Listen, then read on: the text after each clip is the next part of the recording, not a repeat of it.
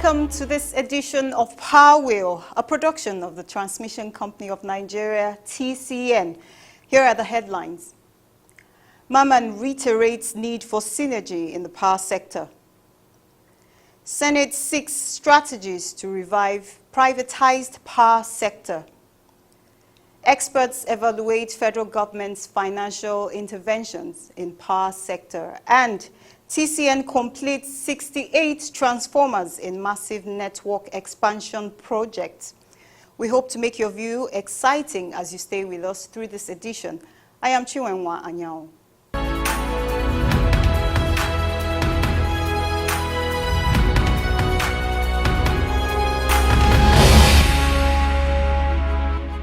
A call has been made for stakeholders in the power sector to collaborate and work together if they are to effectively deliver on their mandate. The Minister of Power, Engineer Salim Mamman, made this call while delivering his keynote address at the opening session of the first edition of a top management retreat organized by the Ministry for Directors, Chief Executives of Parastatals, and Heads of Units in Calabar, Cross River State. The theme of this retreat is building synergy for effective service delivery in the power sector.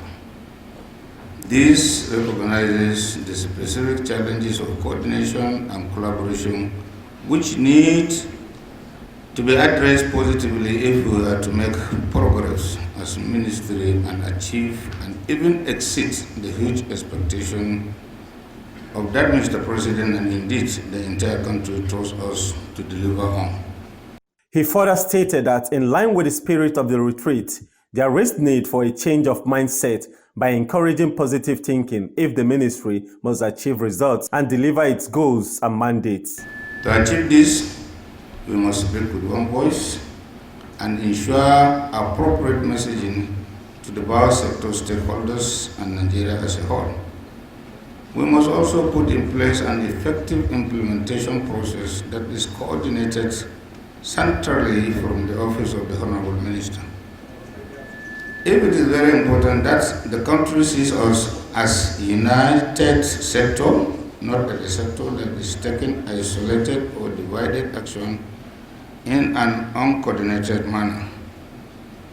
Hence, the focus on synergy and team spirit with the aim of ensuring efficient and effective service delivery by a focused and united team is a key objective of this retreat. Mamman stressed 5 critical areas stakeholders must strive to synergize on to achieve greater results.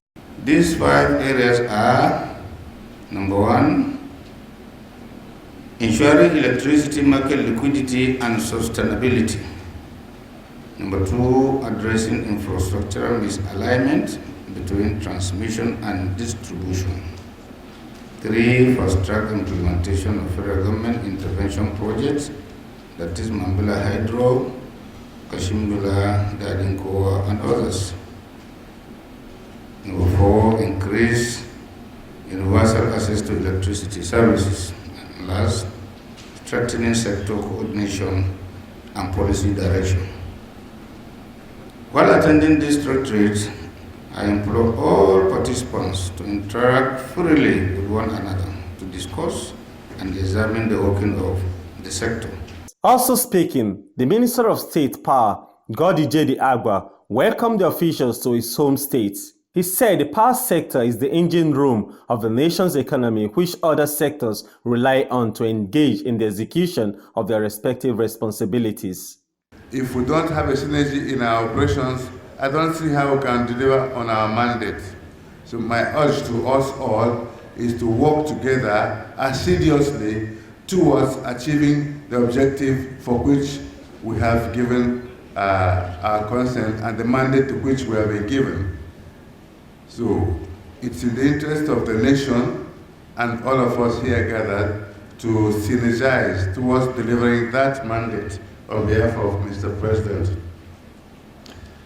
I cannot overemphasize the fact that the entire nation has its eyes on the power industry because we realize that power is the source of life. Without power, there can be no development. Without power, the economy collapses. But with power, a lot of things are revitalized and rejuvenated. The acting permanent secretary and director of public procurement at the Ministry of Power, Engineer Ahmed Abdul, charged officials to utilize the opportunity to make a resolve for more impact. The essence of the retreat is to provide an opportunity for all participants to interact with one another and analyze critical issues that affect the sector with a view to proffering solutions towards and charting a way forward. The topics to be discussed today which cut across the activities and the mandates of the departments and agencies of the ministry have been carefully selected, taking into cognizance the essential variables needed to achieve the desired results. On the sideline of the retreat, the Regional Transmission Manager, Port Harcourt Region, Engineer Solomon Uyo-Uko, whose region superintends the transmission of bulk electricity to Calabar under TCN, expressed his delight about participating in the retreat. It's a maiden edition with the new minister. The minister was here, the Honorable Minister of State was also here, and the heads of the agencies under the Power Ministry were all here. And we deliberated a lot on paper presentation, all boiled down to the fact that we've all agreed to synergize to be able to provide power to Nigerians. Gone are the days of bulk passing, that this one is not performing, this one is not performing. So that's the theme of this retreat. And I'm impressed. And I hope and pray that all that we've resolved here will be implemented with the help of the Minister of Power.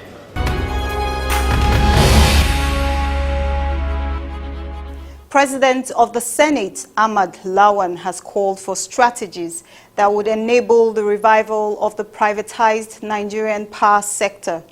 Senator Lawan said this while declaring open a one-day roundtable organized by the Senate Committee on Power with the theme Addressing Nigeria's Power Problems. If there is any one single sector of our economy that is so important and yet so challenged, is the power sector.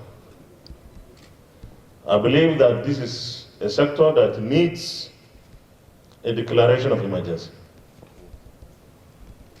This is an opportunity for us in this roundtable to exhaustively discuss not only the challenges of the power sector in Nigeria, I think that has been established, but the solutions, the way forward.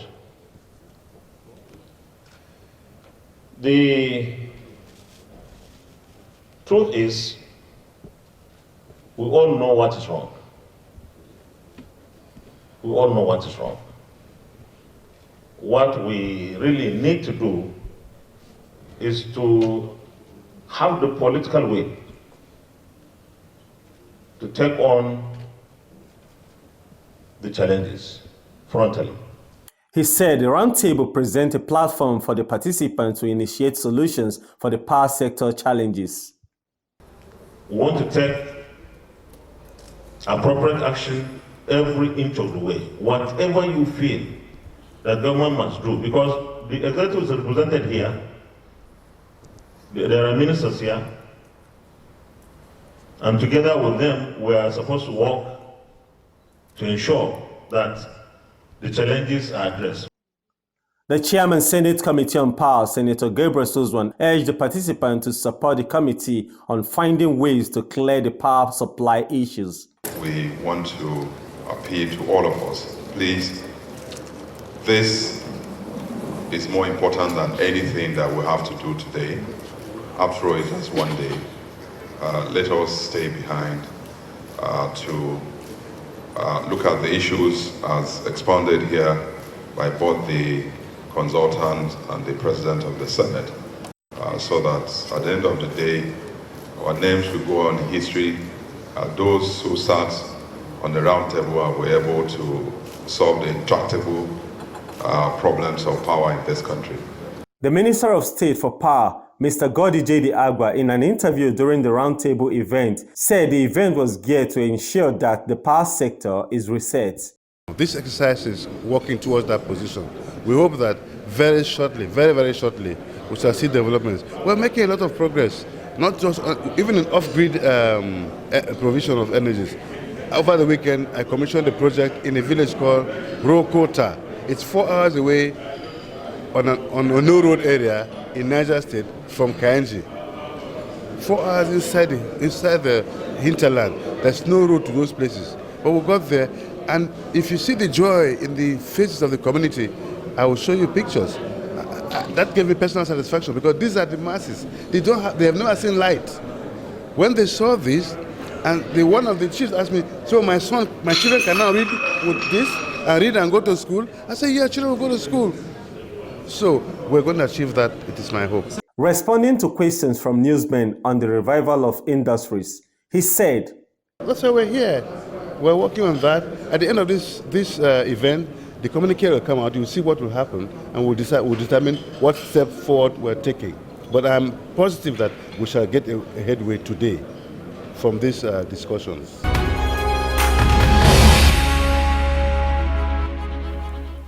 Experts in the power sector, including the Managing Director and CEO of the Transmission Company of Nigeria, TCN, Mr. Eugene Mohammed, were panelists at the recent December 2019 Next Year Power Dialogue to evaluate the federal government's financial interventions in the sector.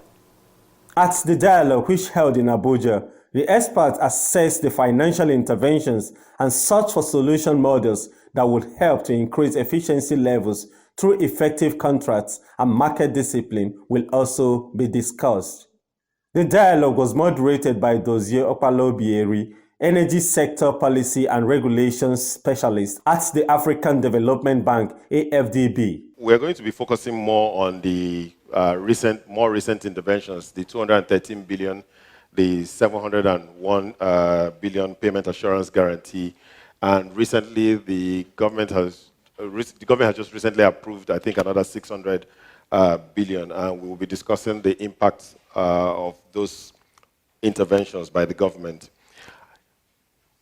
Over the next 15 minutes, each of my panelists will have a chance to make some opening remarks. Mr. Mohammed, who was a panelist at the dialogue, said the ECOWAS head of state had approved 3 directives of the West African power pool that could strengthen the operations of power firms, especially with the huge financial intervention they are getting. These directives are: 1, all utilities, power utilities in West Africa should have their revenue requirement. And that means all of them should have their cost-reflective tariff. That's what it means.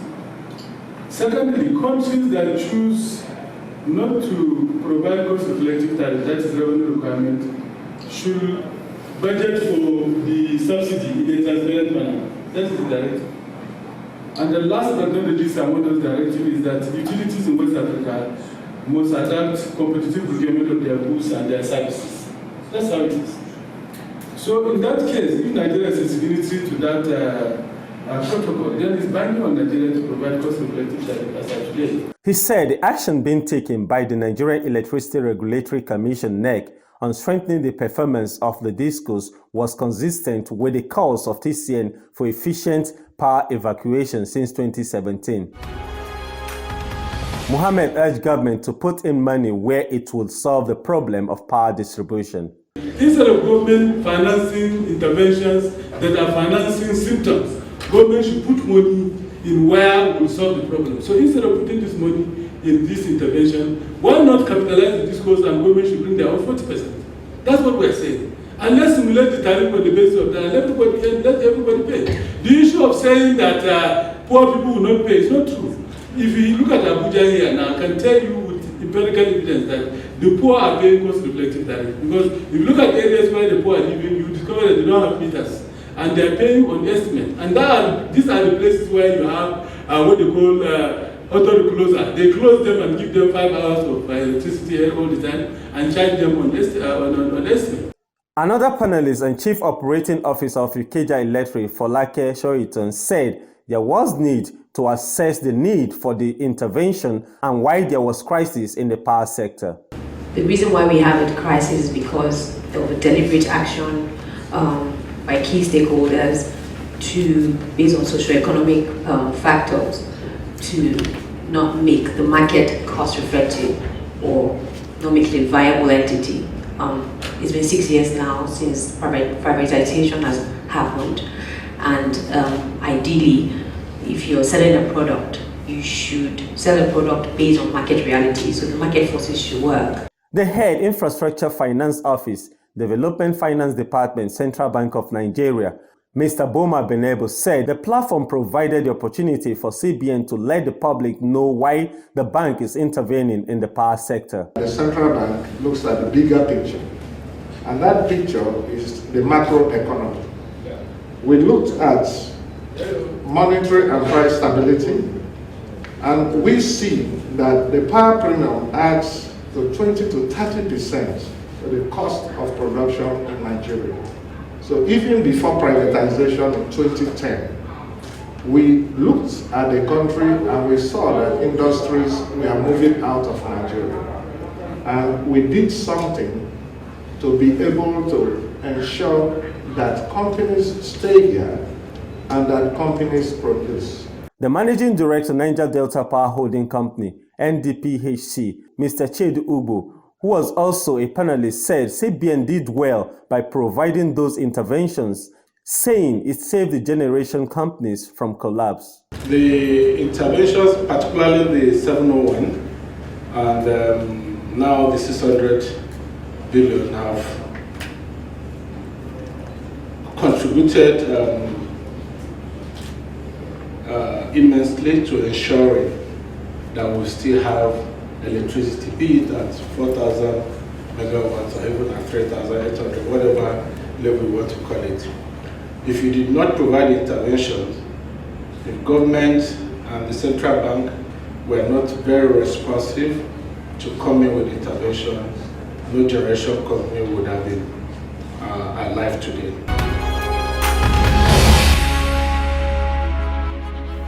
As part of the drive to accelerate Nigeria's transmission grid, the Managing Director and CEO of the Transmission Company of Nigeria, Mr. UG Mohammed, says the company has completed the installation of 68 power transformers nationwide. Once again, everybody, you're welcome to the NBC TCN, Mr. UG Mohammed.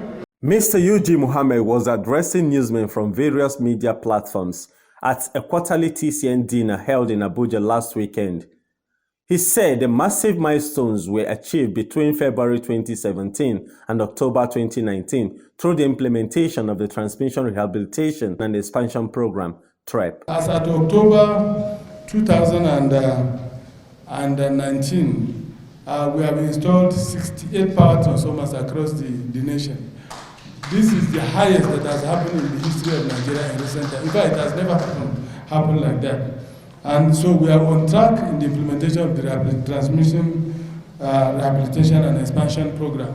Mr. Mohammed, who is also the Chairman Executive Board of the West African Power Pool, WAP, said the TREP targets raising the bulk power transmission wheeling capacity from 6,500 megawatts to 10,000 megawatts in 2020 and reaching 20,000 megawatts by 2021. He stated that massive lines reconductoring of key transmission lines are in progress. The equipment that we have told you for the conducting of some key lines so that we can recover between 2,000 to 3,000 megawatts of capacity has arrived. Indeed, we have actually finished evaluation of one of the line, the conducting of one of the line, and we are going to sign the contract anytime from now. That is the line from Ikeja West to Alimosho to Ogba to Alausa, and then Ogba also to Ota.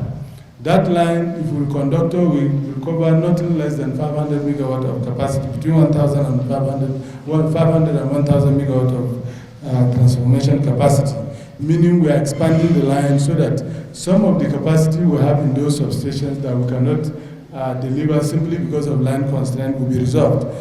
We are working to do the one between Birnin Kebbi and Sokoto. I've directed them to do the tender, and they are doing the tender. The remaining ones, also the equipment, some of them have arrived at Apapa, some of them are at Tinkan, so they are going to evacuate them, and then we'll also do the line between Onitsha to Oka and Oka to Oji River, and also the line from Kaduna to Zaria, Zaria to Funtua, Funtua to Gusau, and also from Aba to Itu. So we conducted those lines, and by doing that, we are going to recover between 2,000 and 3,000 megawatts, which means automatically the transmission capacity will be more than 10,000 megawatts. He gave updates of the various power transmission projects being executed by TCN under TREP. Among these projects are the $486 million World Bank Finance project and the Abuja Transmission Ring project. The NETAP, which is financed by the World Bank under TREP, is $486 million. And I can tell you all the procurement that we are doing is going on very well. We are working very closely with the World Bank, and we don't have any significant issue. So we are putting N-1 on most of the existing substations and lines across the country. The TCN boss, however, reiterated calls for the strengthening of the operations of the 11 power distribution companies discussed to enable them evacuate more power from the upgraded and enhanced facilities of TCN. If we don't capitalize the discourse and provide protection on the side of the discourse, even our equipment is not guaranteed. If you look at the report that was issued by NEMSA on the fire outbreak that happened in Apo that burned one of our transformers, the main reason why that happened is because there is no protection on the side of the discourse. And what does that mean? You have 415 customers that are only being protected by the 33 kV breaker of transmission. Now, if you go to Europe, you will see a 33 kV breaker that is installed for 10 years and it has never tripped. Here, you will see a 33 kV breaker that trips 10 times in a day. This is not sustainable, which means that the investment we are doing in transmission, which is good, we need to do the expansion of the transmission and put N-1, because transmission is an enabler. If the transmission is not providing the necessary capacity, all the other chains will not work, because we have to carry the power from the point of generation to the point of distribution. And it's very clear, of all the value chain, the three value chain, generation, transmission, and distribution, the most difficult to manage is transmission, because the right of way of transmission is very wide, and transmission line passes across long distance more than all of this. And therefore, it is good that government has taken a decision to strengthen transmission and provide the necessary capacity for transmission. But as we do this, we have to also look at the other side, particularly the discourse. Mr. Mohammed also took a series of questions from newsmen, including the targets for attaining a 10,000 megawatt bulk power wheeling capacity target through the reconductoring of lines, among others. Responding to questions on regional electricity trading in West Africa, the WAP chairman spoke of the recent 14th General Assembly of WAP hosted by TCN in Abuja. He also said Nigeria remains the cheapest energy generator in West Africa. It means that we can actually generate electricity, create generation companies, create employment for our people and foreign exchange, because these monies are coming in dollars, and create an electricity market that is sustainable, that can actually help the growth of our GDP, of our economy.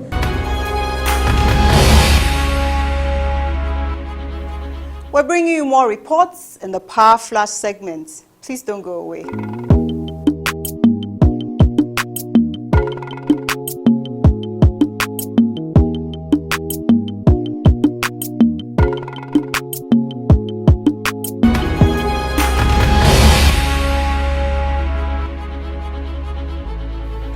Thank you for staying with us through this edition of Power Wheel. Join us next week on the same station for a refreshing edition.